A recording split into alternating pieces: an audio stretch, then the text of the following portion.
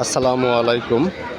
আজকে 30শে জুন রোজ মঙ্গলবার আমাদের চাঁচকর বাজারের আজকে সাপ্তাহিক ধানের হাট এবং আজ সকাল থেকেই আমাদের ধানের বাজারে মোটামুটি মেঘলা আবহাওয়া, যদিও আকাশে মেঘের আনাগোনা, তারপরেও ধানের বাজারে কিন্তু মোটামুটি আমরা মিশ্র প্রতিক্রিয়া কিন্তু আমরা দেখতে পাচ্ছি। এবং বিশেষ করে আমরা গতকাল নাজিরপুর বাজারে গিয়েছিলাম। ভালো আছেন? আমরা গতকাল নাজিরপুর বাজারে গিয়েছিলাম এবং বাজারে যাওয়ার ফলে আমরা দেখতে পাইছি যে নাজিরপুর হাটে কিন্তু সব রকমের ধানেরই কিন্তু আমরা দেখতে পাইছি বৃষ্টি হওয়ার ফলে দাম কিছুটা কম ছিল। এবং এরকম ভিত্তি করে আমরা আজকে তার পরের দিনই চাঁচকরের হাট, এবং আজকে আমাদের চাঁচকর বাজারেও ধানের কিন্তু প্রচুর পরিমাণ কিন্তু আমদানি কিন্তু আমরা হচ্ছে বা কেনা বেচা কিন্তু হচ্ছে। এবং এই আজকে আমাদের বাজারে মোটামুটি মিনিকেট বলেন, রড মিনিকেট বলেন এবং 29 ধান, এই সকল ধান যেগুলা ক্রয় বিক্রয় আর কি হয়, এগুলার দামও কিন্তু গতকালকের মতোই আমরা দেখতে পাচ্ছি যে অনেকটাই নিম্নমুখী আমরা আমাদের বাজারে ধানের দাম দেখতে পাচ্ছি।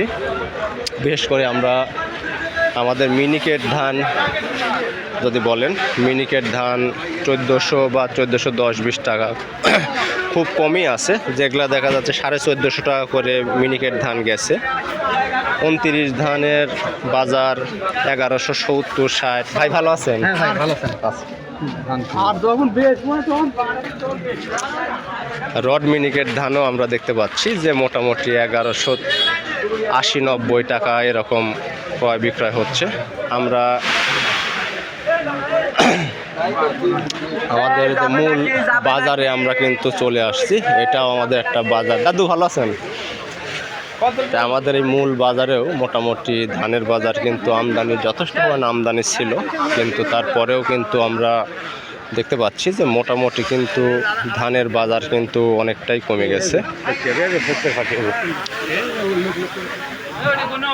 ভাই কি ধান নিয়ে আইছিলেন? কত করে বিক্রি করছেন আজ? 1190। আর রড মিনিকেট কি জানা আছে দাম কত কি? ওই তো তাও মোটামুটি দাম, তার রড মিনিকেটে বাড়িছে। যাই হোক, আমরা আমাদের বাজারে মোটামুটি আপনাদের দাম শোনালাম যে মোটামুটি এরকম দাম আর কি যাচ্ছে, আসো হয়ে গেছে। এবং মোটামুটি ধানের এই নিম্ন গতি, এটা আসলে কৃষক থেকে শুরু করে সবাই একেবারে হতাশাগ্রস্ত।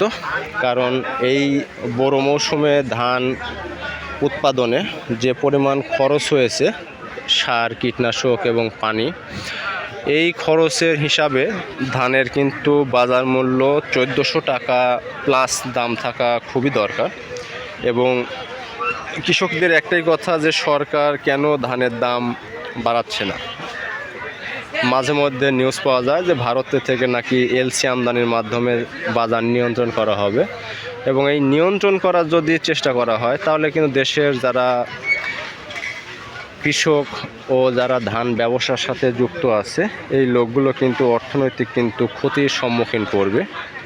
কেননা যদি দেশের বাজারে কৃষকদের যদি পর্যাপ্ত ধানের দাম যদি না পাওয়া যায়, তাহলে কিন্তু দেশের সার্বিক অগ্রগতি, উন্নয়ন বা বাজার ব্যবস্থাপনা এগুলা কিন্তু আপনার সঠিকভাবে হবে না। এবং এরই পরিপ্রেক্ষিতে আমরা দেখতে পাচ্ছি যে আমাদের বাজারে যে মোটামুটি আজকে যে আমদানি হয়েছে, এবং বাজার অনেকটাই নিম্নমুখী।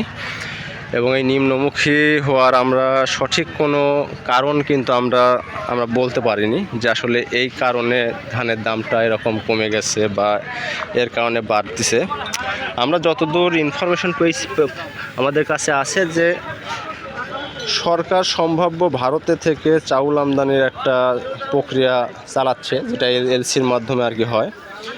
এবং এর ফলেই দেশের সার্বিক বাজার ব্যবস্থাপনার একটা ব্যাপক আকারে একটা প্রভাব বিস্তার করেছে, যেটা আমরা আমাদের বাজার বা বাংলাদেশের আরও যে বাজারগুলো আছে, বিশেষ করে উত্তরাঞ্চলের রংপুর, দিনাজপুর, নওগাঁ, গাইবান্ধা এই অঞ্চলে যে পরিমাণ ধান কিন্তু উৎপাদন হয়, ওই অঞ্চলের কৃষকেরা কিন্তু এরকম দাম কিন্তু আসলে পায় না।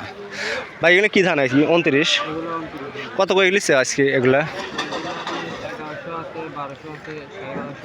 ওটি সাইজ বুঝে আর কি, কিন্তু মোটামুটি তো 1200-র নিচেই আর কি, 1200-র নিচে আর কি। যাই হোক, আমাদের বাজারে আপনাদের অনেকেই বলেন যে ভাই আপনাদের বাজারের সাথে দামের কোথাও কিন্তু কোনো আমরা মিল খুঁজে পাই না।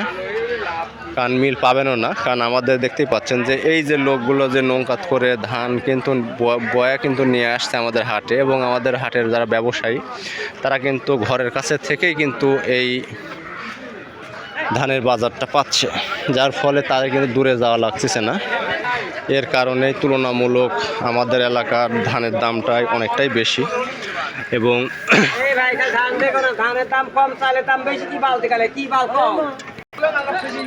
এই যে আমার বড় ভাইরা যারা প্রতিনিয়তই আমাদের বাজারের সাথে জড়িত থাকে।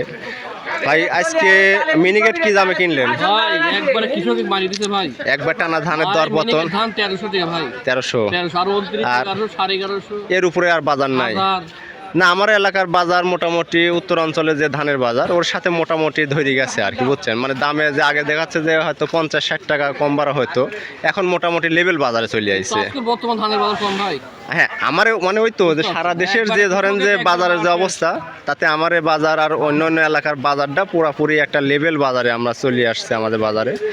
যাই হোক, এখন সবাই চায় যে সরকারের কাছে প্রতিকার যে এই ধানের দামটা বাড়ুক, এবং কৃষকের সার এবং সেচের জন্য যে বিদ্যুৎ খরচ,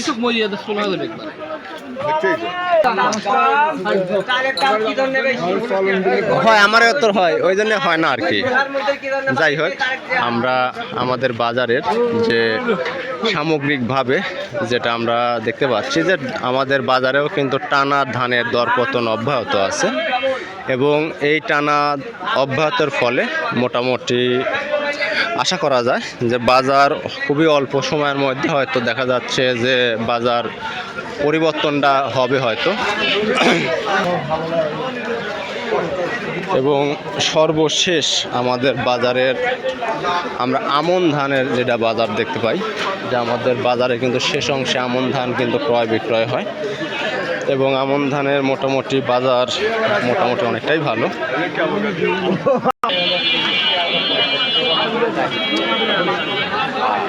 এই ছিল সর্বশেষ আমাদের ধানের বাজারের আপডেট।